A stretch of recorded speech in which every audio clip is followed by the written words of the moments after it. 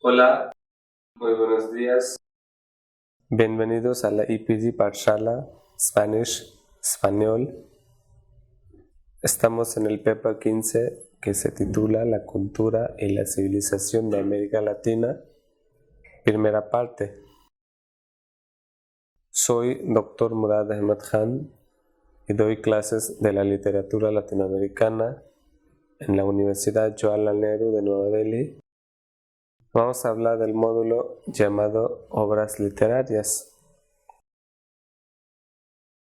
El objetivo principal del capítulo es promover acercamientos a nivel básico e intermedio a la materia llamada obras literarias, con una bibliografía suficiente para desarrollar las destrezas lectoras.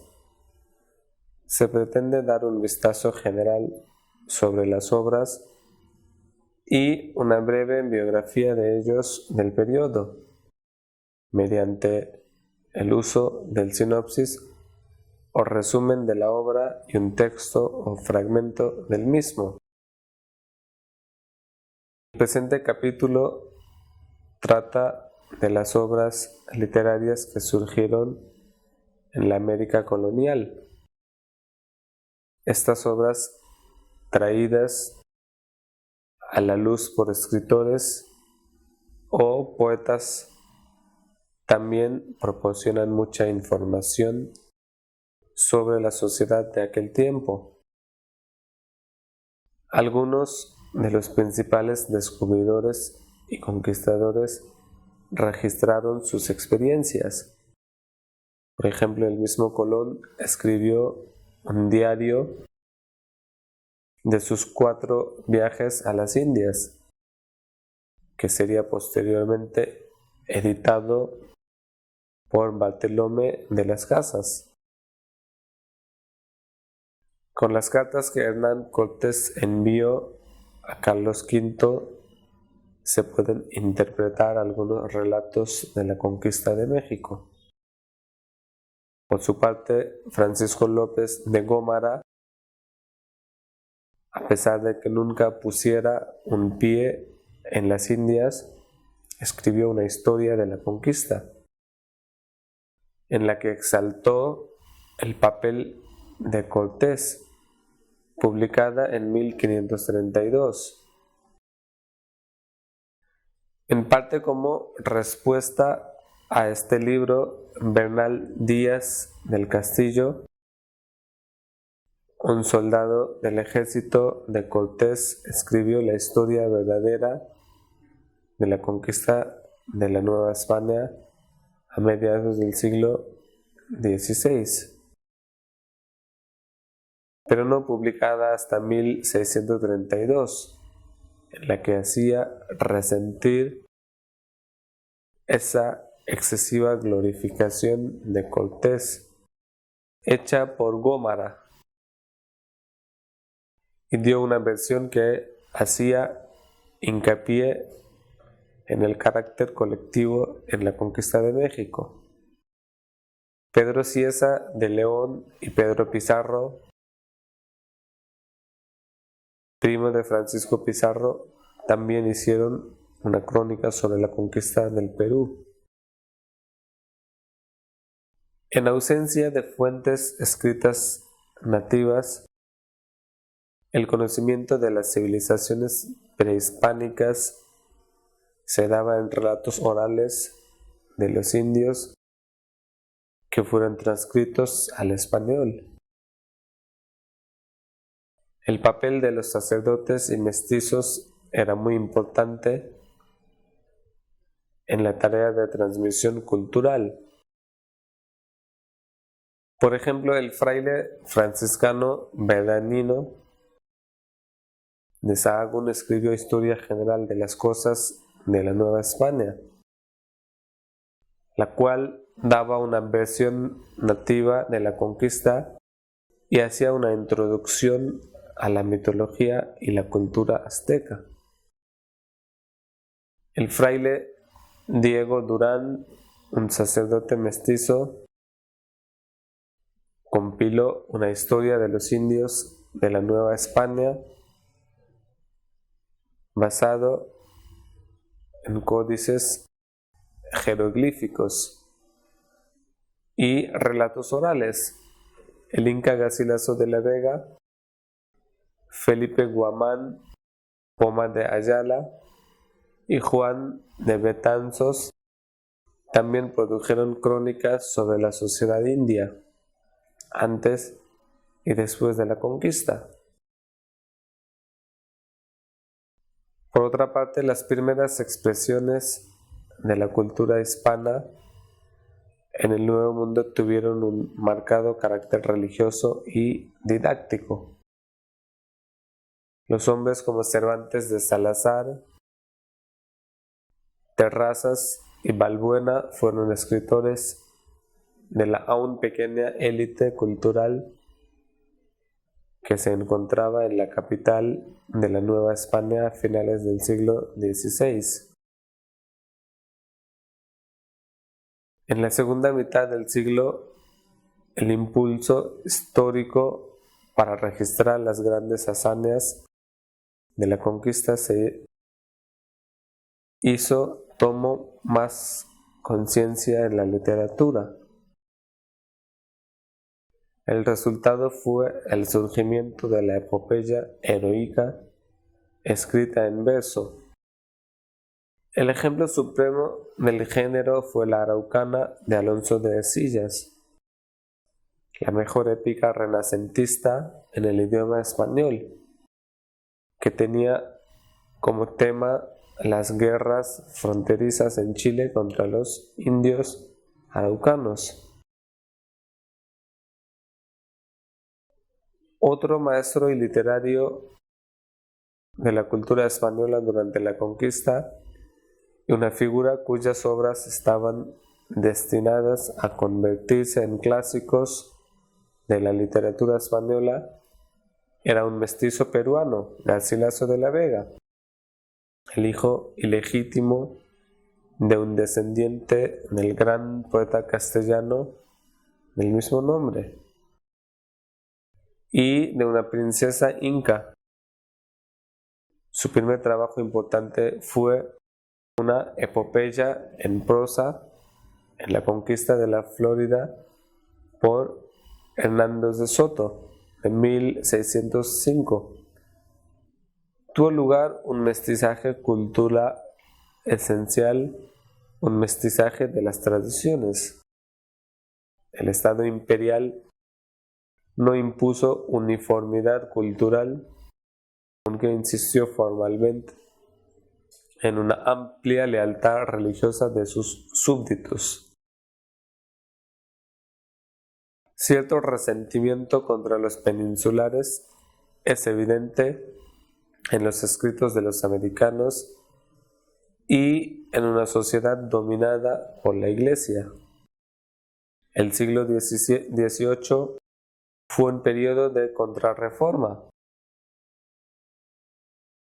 cuando las nuevas ideas críticas rompieron con la ideología tradicional que encerraba a todo el mundo hispano.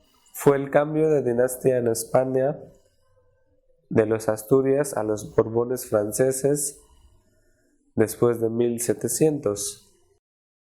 Hecho que con el tiempo permitiría filtrarse lentamente el pensamiento de la Ilustración a una pequeña minoría de la élite intelectual de la península.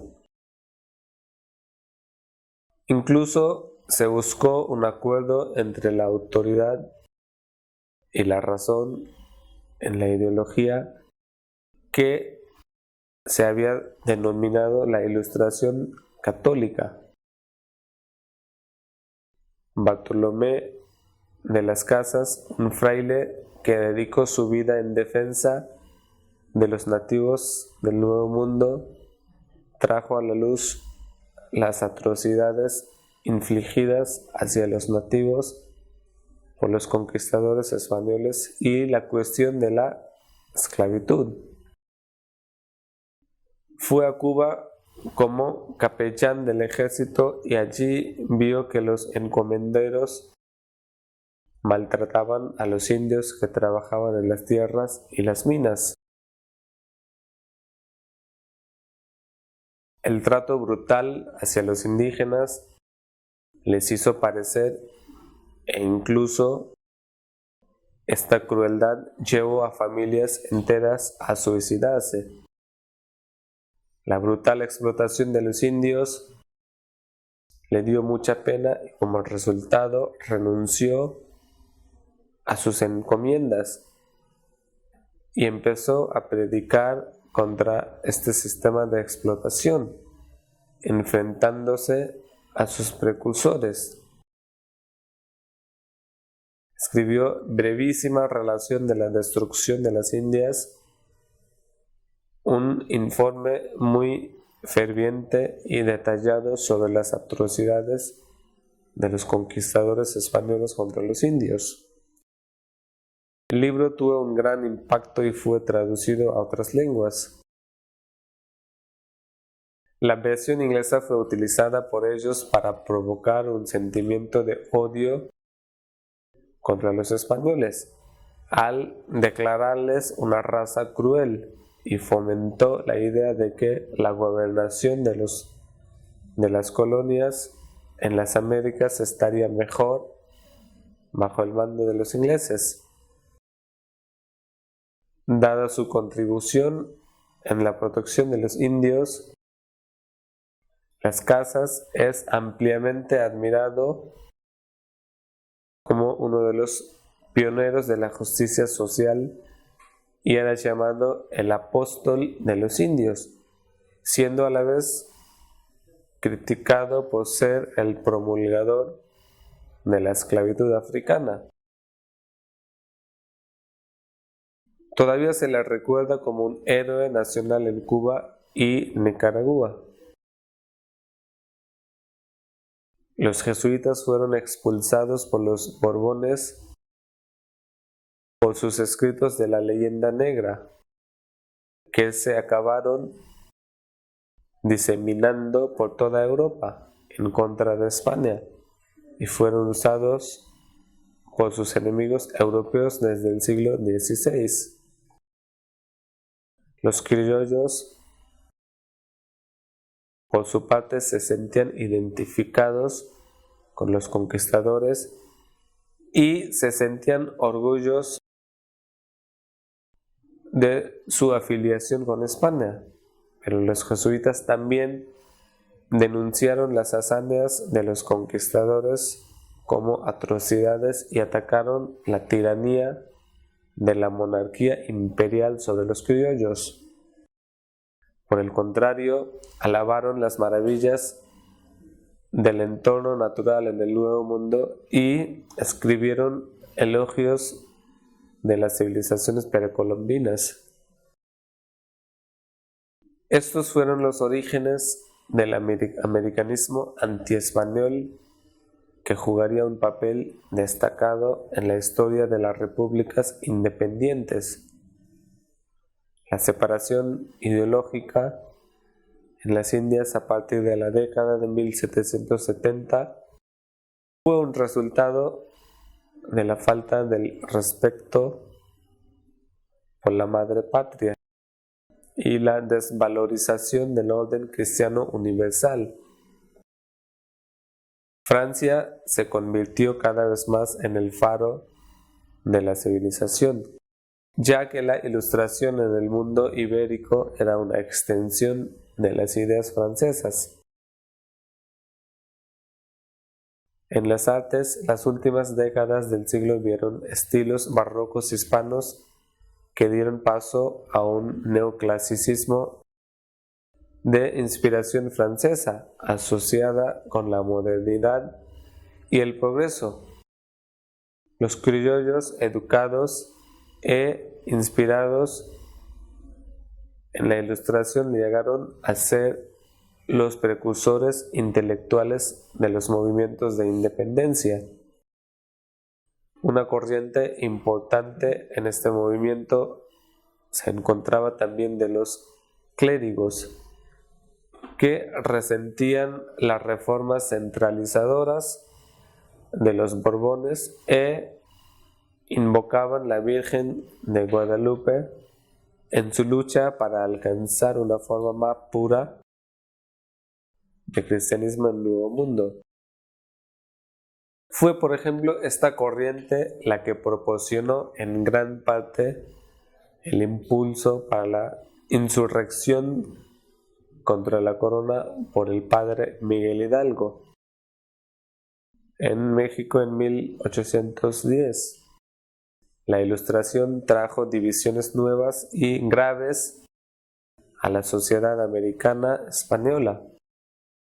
Tal vez la consecuencia más importante de la ruptura con España fuera el dilema de la identidad cultural que enfrentaron las nuevas repúblicas.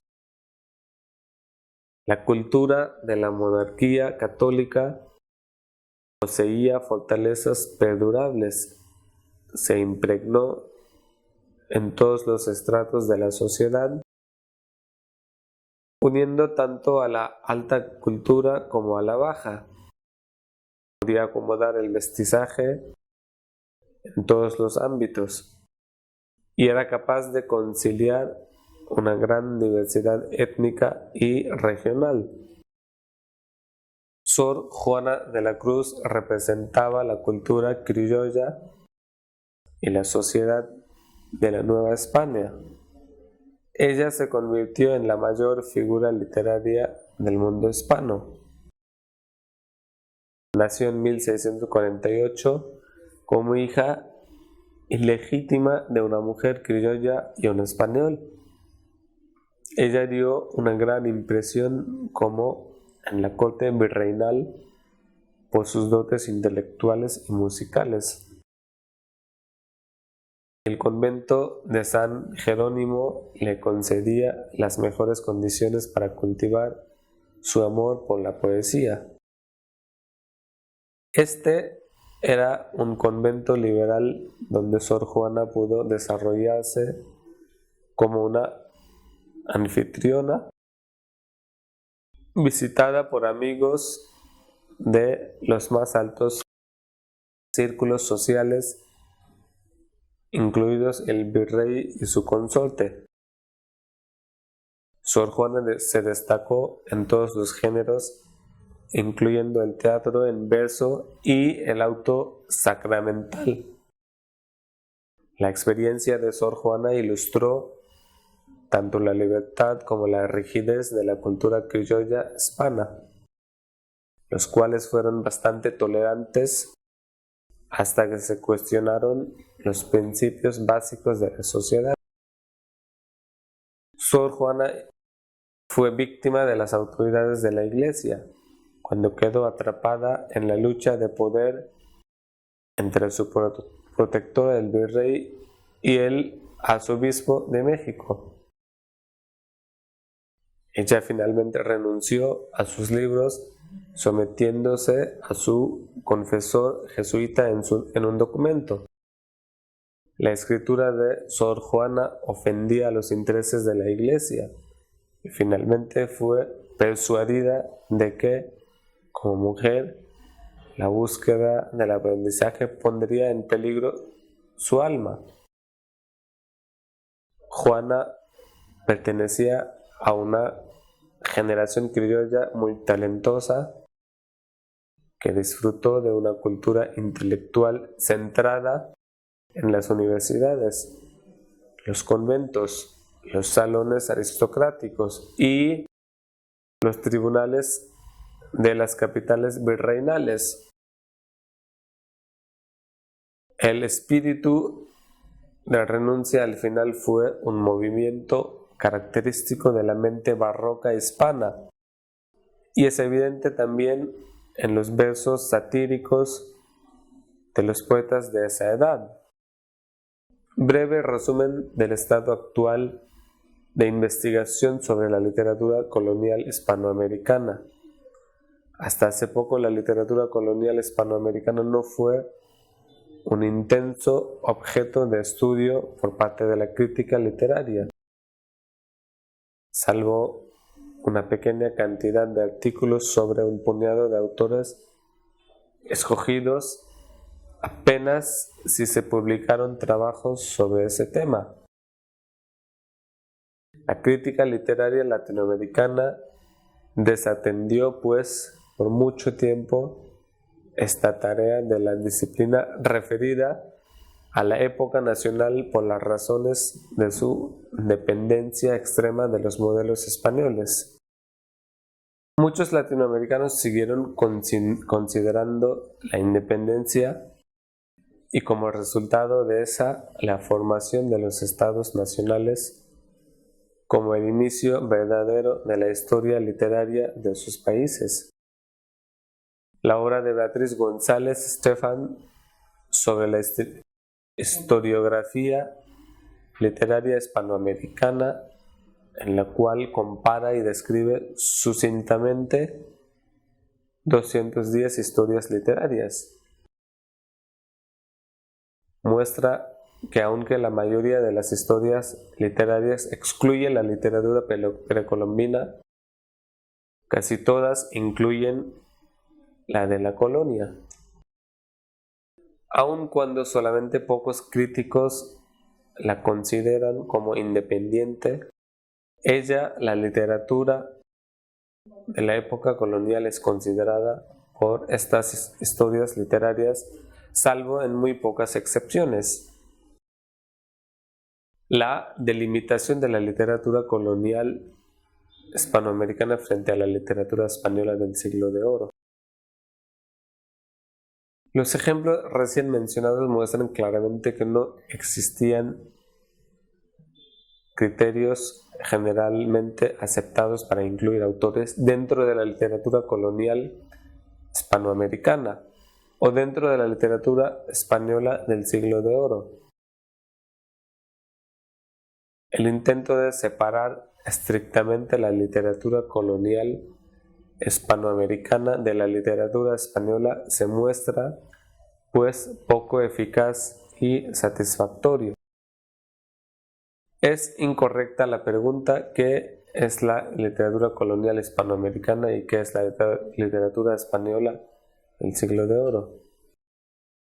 Tendría más sentido elegir de la literatura en lengua española común las obras y los autores importantes para la sociedad correspondiente. Algo similar debe ser pensado Carlos Rincón cuando parece sugerir que la noción tradicional de literatura colonial podría devenir un anacronismo. Pero para poder trabajar concretamente con textos literarios, también podría ser útil aislar periodos más pequeños. Sin embargo, parece necesario, y sobre todo si se trabaja sobre la literatura colonial, tomar conciencia de las deficiencias de ese modelo y no olvidar que, por ejemplo, estructuras similares como las que signan la época colonial de los siglos XVI al siglo XVIII dominan en algunos países hasta el siglo XX. En primer lugar, está concibiendo la cultura literaria colonial no como una serie de momentos culturales, sino como una red de negociaciones que tienen efecto en una sociedad viviente. La noción de literatura se reemplaza por la de discurso, en parte porque el concepto de la literatura se limitaba a ciertas prácticas de escritura europeas o eurocéntricas, mientras que el discurso abre el terreno del dominio de la palabra y de muchas voces no escuchadas. Hay evidencias significativas que sugieren que se está abandonando la noción de la transformación cultural del conquistador a la del conquistado. En el contexto colonial, el otro es una categoría analítica ocupada por todos los sujetos menos el europeo. Todoró planteó la cuestión del otro aunque no la haya resuelto. Su observación es importante y necesitaba hacerse porque el nativo americano conquistado o indomable siempre está en el centro de todos los escritos coloniales, aunque cuando esto no se le mencione. Uno de los resultados significativos del paso de la historia literaria colonial al discurso colonial es la aparición del autor no como hombre de letras o autodidacta, sino como colonizador o colonizado, es decir, como sujeto colonial. La historia literaria ha logrado eclipsar la posición del sujeto porque sus intereses pertenecen al foro estético, no al social. Ha visto al escritor como productor de discursos artísticos y no las implicaciones políticas y sociales producidas por ellos. Al tratar el discurso hegemónico de la conquista de América, críticos como Hernán Vidal y Beatriz Pastor prestan atención al sujeto literario europeo en tanto colonizador, constituyendo un paso significante en las reconstrucciones histórico-literarias del discurso hegemónico, paternalista del colonialismo. La cuestión del otro presentaba dos problemas para los estudios literarios coloniales que todavía tienen que estudiarse y para los cuales la colaboración de otras disciplinas es necesaria. Uno es el problema complejo de la construcción cultural del sujeto, eso es la figuración del sujeto colonizado, tal como se presenta en los discursos del colonialismo. El otro es el problema de profundizar el conocimiento del sujeto colonizado, policultural y multilingüe, como autor o agente de discursos. Los dos son proyectos críticos desde el punto de vista de cualquier investigador que un interés amplio en la historia cultural hispanoamericana. El debate que se instauró en Valladolid en 1550 se concentra en el aspecto más inquietante de la administración española en los fértiles territorios de extremo occidente. La discusión ideológica se concentraba en la genética de los indios y por lo tanto en sus facultades deliberativas con respecto al derecho vigente en el área ibérica. Los tratadistas del derecho de gentes, Juan Luis Vives, Bartolomé de las Casas, Juan Roa Dávila, Francisco Suárez, Luis de León, Juan Ginés de Sepúlveda, Martín de Azpilicueta, restablecieron la validez de la tradición jurídica europea en el multiculturalismo y en el plurilingüismo americanos.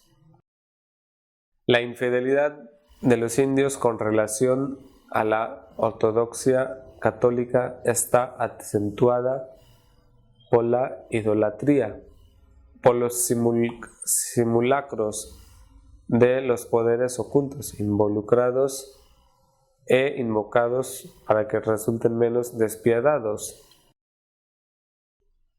Incluso en el panteón indio, la autoridad real extraña de el perfil divino, la imaginaria figuración ordenadora del universo.